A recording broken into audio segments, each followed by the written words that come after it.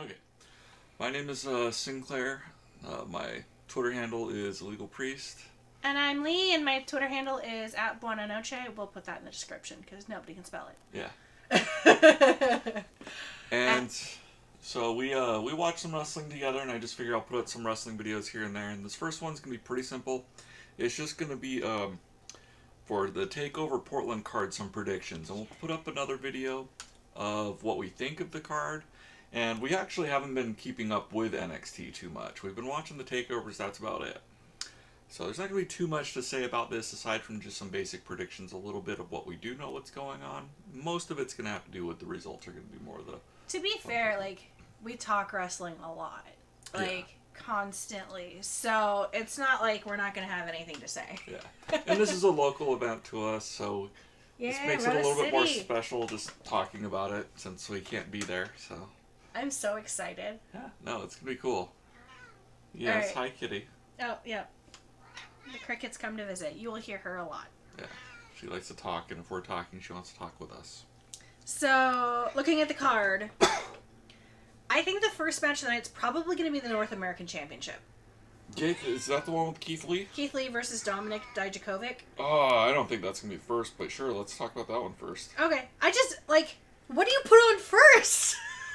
I actually like this thing I'm looking at here has the championship match first, and I would almost, put that on first. Which championship match? The main one. See, the reason I wouldn't put the men's championship match on first is because, so the card is, we have the NXT championship match, which is Adam Cole versus Tommaso Ciampa. Yeah. We have the women's championship, which is Rhea Ripley versus Bianca Belair. Yeah. The North American, Keith Lee versus Dijakovic. The tag team, which is Undisputed Era versus the Broserweights, which are Matt Riddle and Pete Dunne.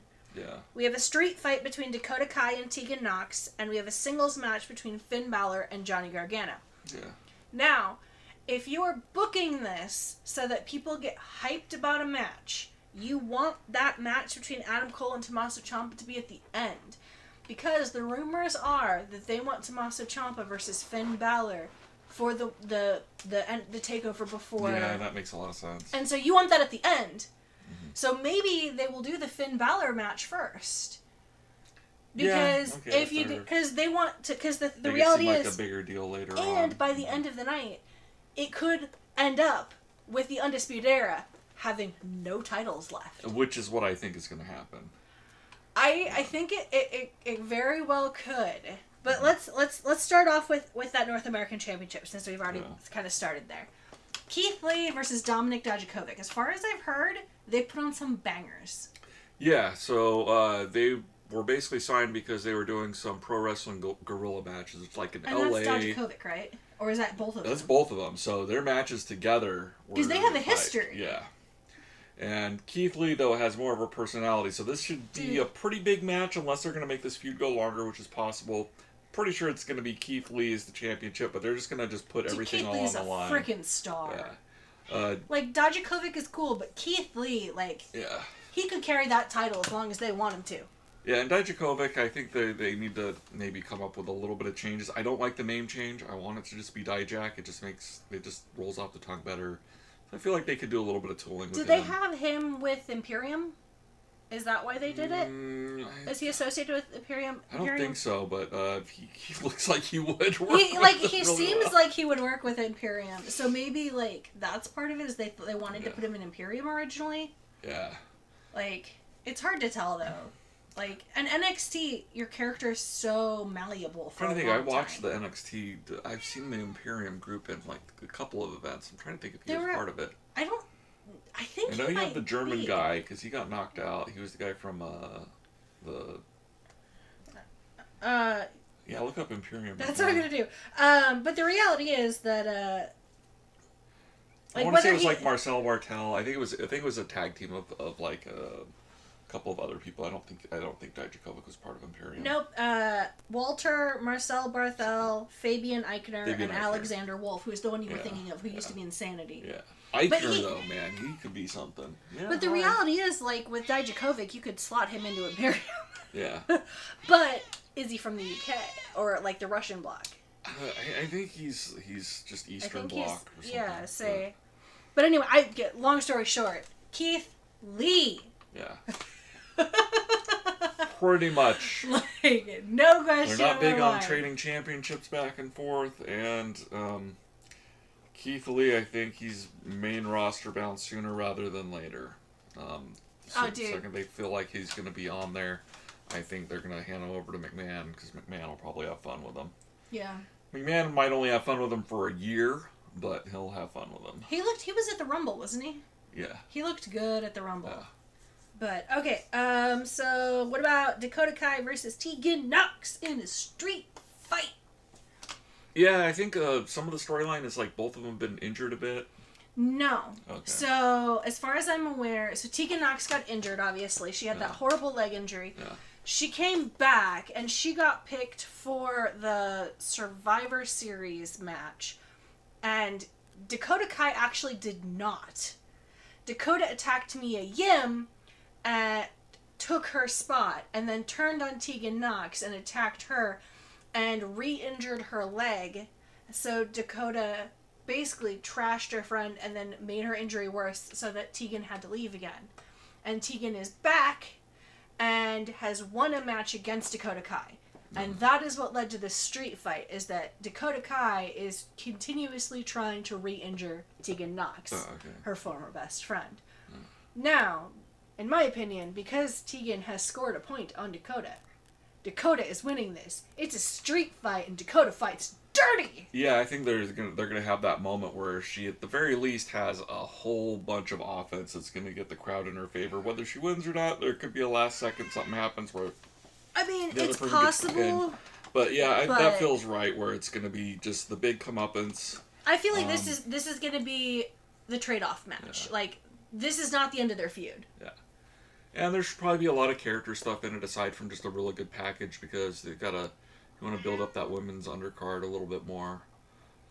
They've got a strong undercard. They do, but just more building up. Better. Yeah, it doesn't hurt, especially if you're looking to pull people up to the main roster. And considering that Rhea Ripley is going to be going against Charlotte, and I think Bianca is ready for the main roster. And I think pretty consistently there'll always be a second women's match on a takeover now too. So really get that undercard built. And it would be nice to have, a tag team title or a secondary belt for NXT too. I want the women to have a secondary belt so bad, like in general. Yes, I mean, it's gonna be a fun match. I like Dakota Kai, I like Tegan Nox. I haven't seen a lot of them, partially because Tegan has actually been injured. Yeah. If you have a weak stomach, do not watch that match in the Mae Young. Oh my gosh, it was horrible. And that'll probably be kind of a come down match because it's a street fight, so it'll probably start out pretty slow and then towards the end build up to some fun street fight stuff, but not be necessarily like super memorable aside from maybe a big high spot towards the end or something.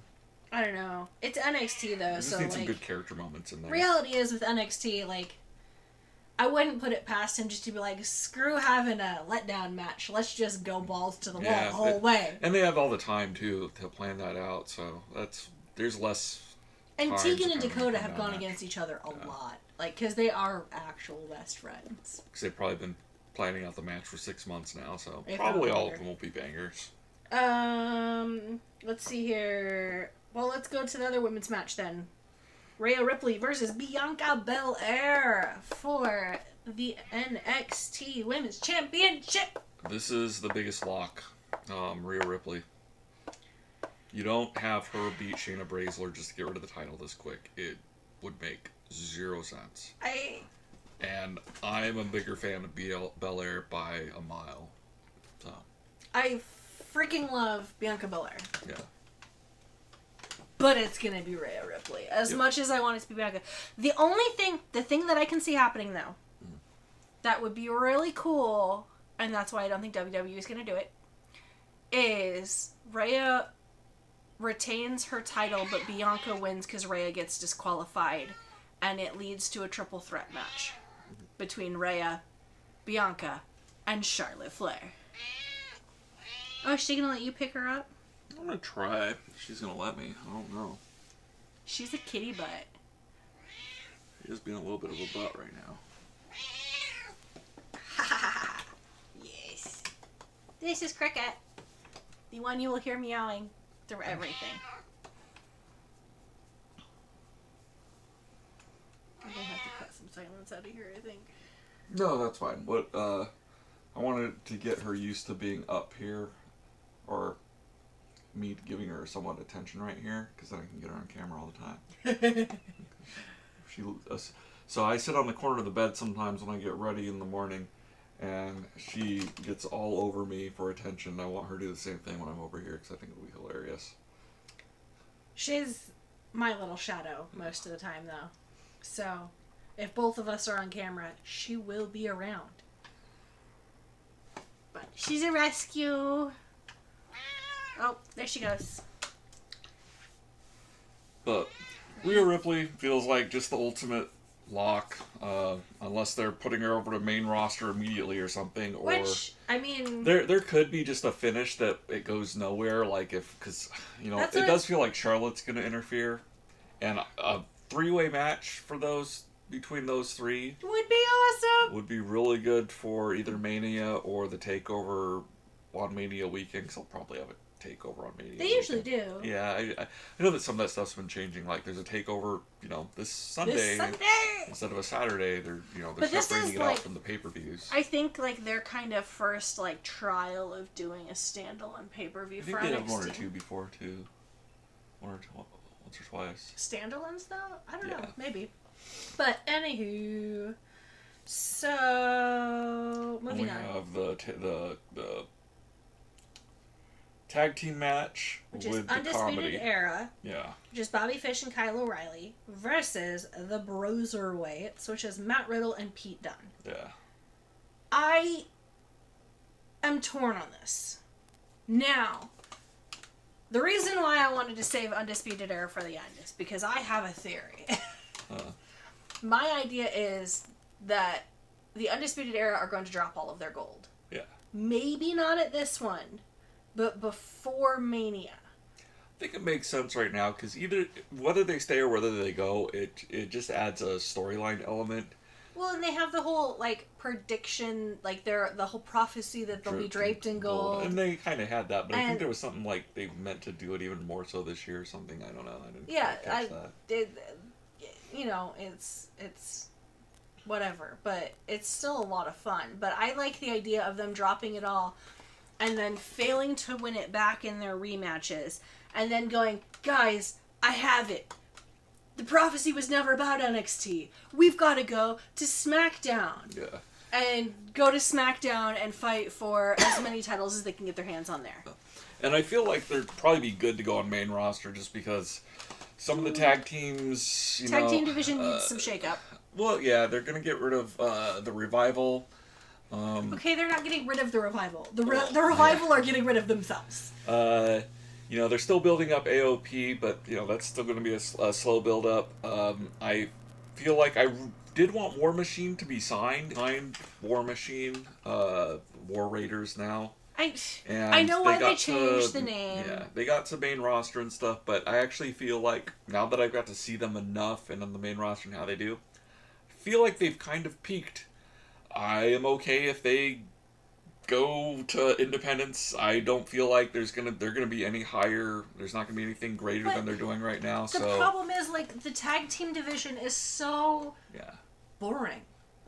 But no, that's why I think they'd be good on main roster. That's why I'm I think that they need to move them up because first off, it changes up things in the tag team division, and it makes for another stable. Yeah. In the tag team I feel like division. Kyle O'Reilly will actually even do better on main roster. I feel like he's very, very, very talented, and his ceiling is probably a lot higher than a lot of people expect. I have been perpetually surprised by all of them, especially what's his face, the newest member.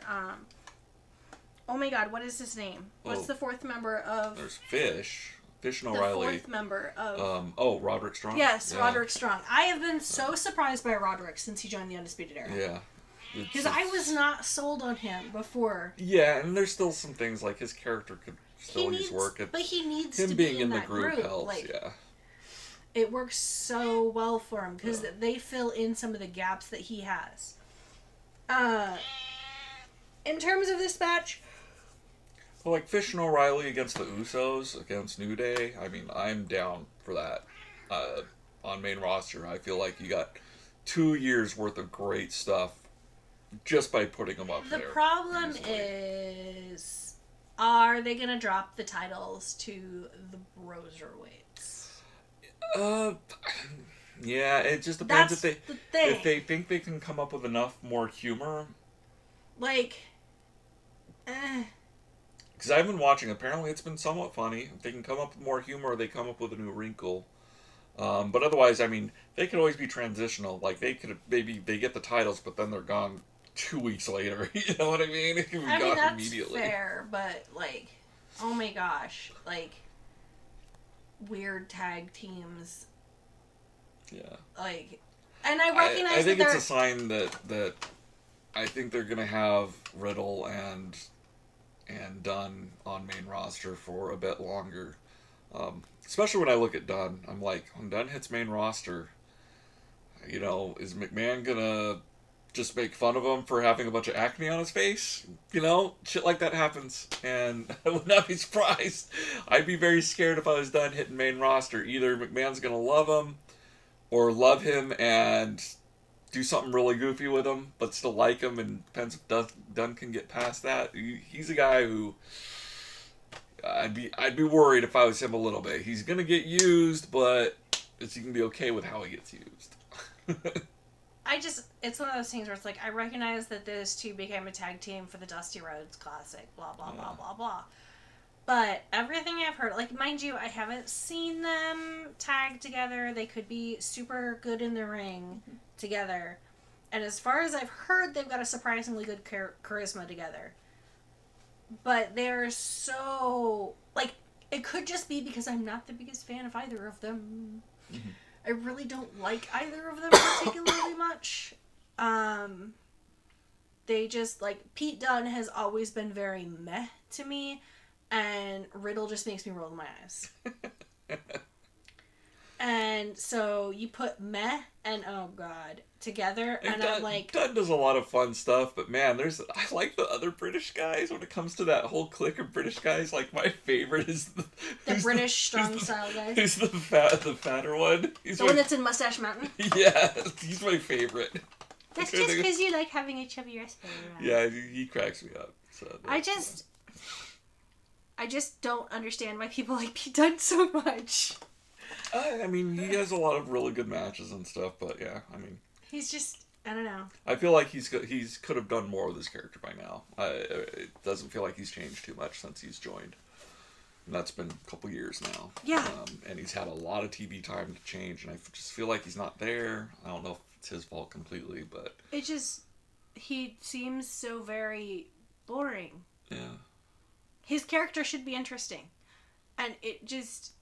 Maybe it's because I don't find him charismatic at all. Yeah, and a lot of people do, but I'm like... Yeah, I'm starting to see like this might be kind of his ceiling a bit. You know, I mean, NXT champ, but when he leaves NXT, it's scary ground for him, I think. Yeah, stick him on the main roster and he just suddenly becomes like... I think of Pac / who's the guy who they just started making fun of his ears when he was on the main roster. Yeah, stuff like that happens. So... Okay, well, let's talk about the other person from the Undisputed Era.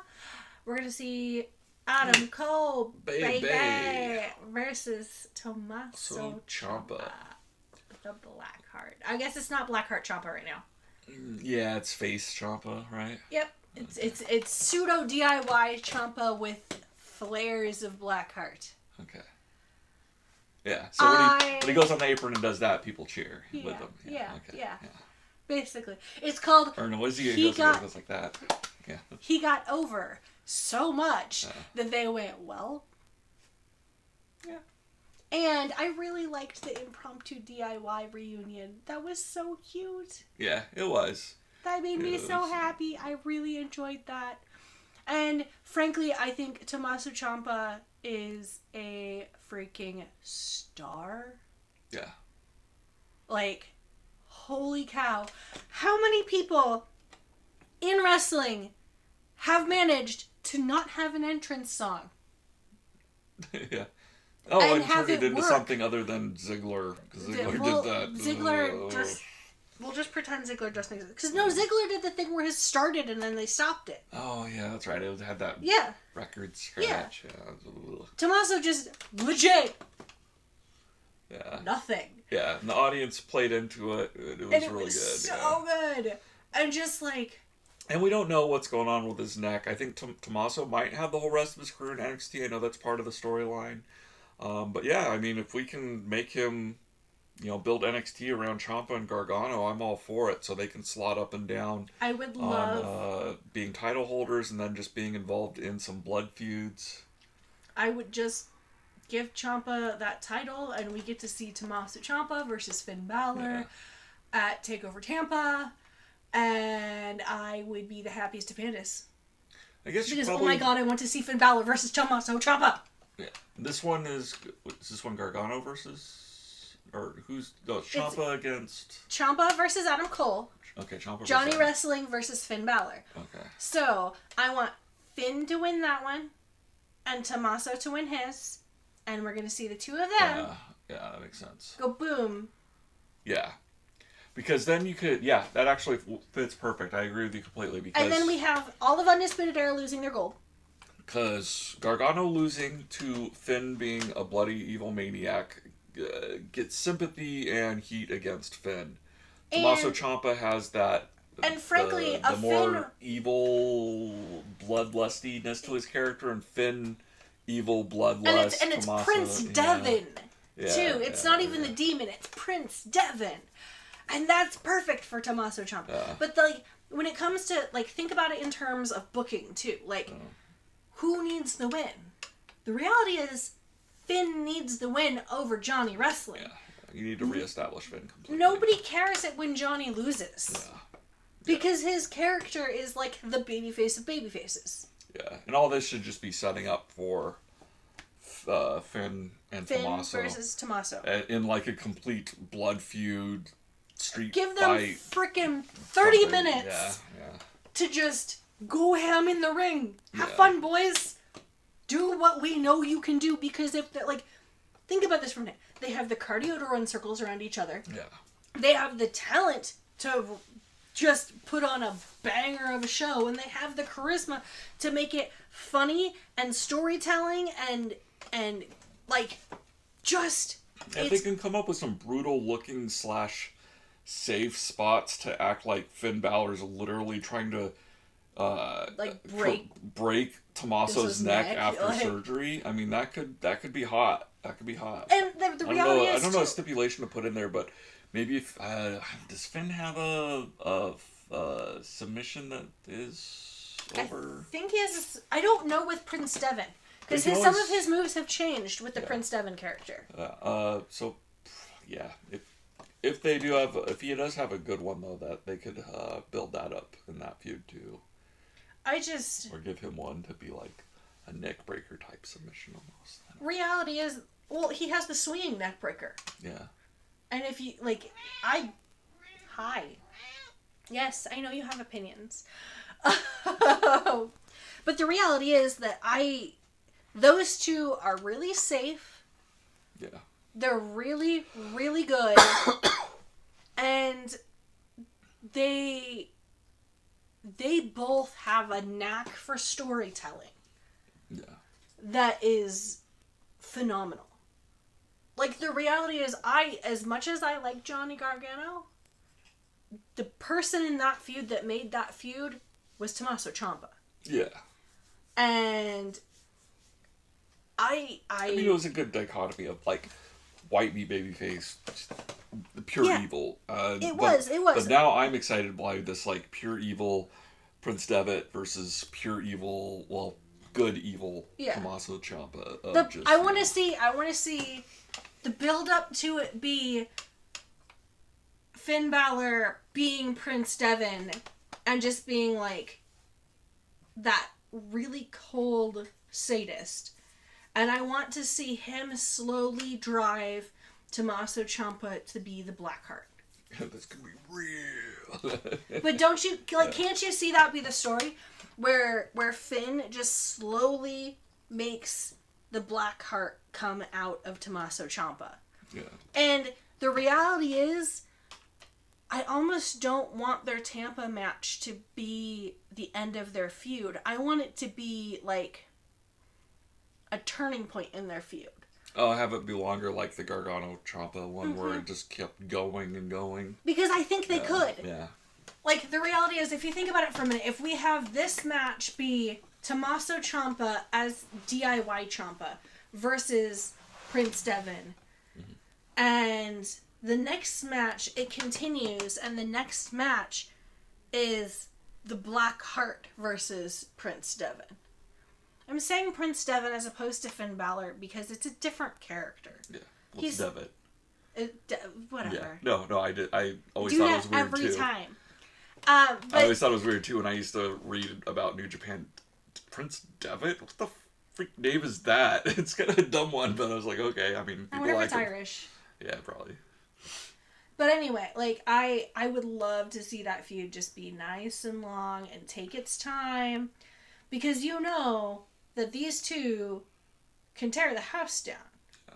And we know that they're both inventive enough in the ring to make it so that you don't feel like you're watching the same match again. Yeah.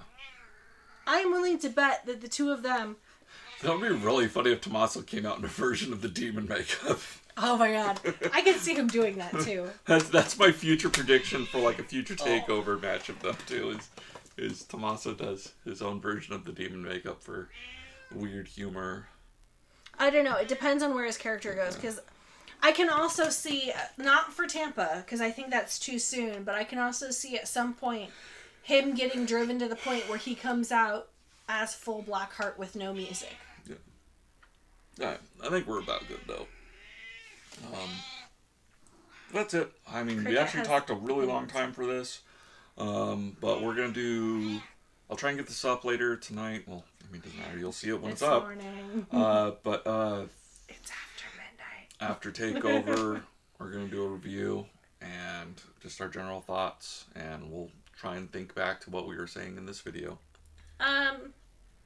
If you like what you see here and you want to see more, let us know. If you have any suggestions, let us know. Yeah. We're currently rocking the Dr. Sleep poster, so if you're interested in movies, check out their other videos, because they've got movie reviews. That's what they usually do.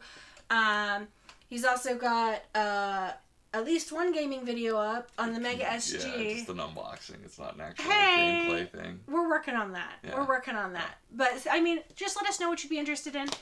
And if you did like it, go ahead and subscribe right below. Leave us a comment. Leave us a like. It really helps. And have a wonderful time. And I hope you enjoy Takeover Portland. Awesome. Have a good day.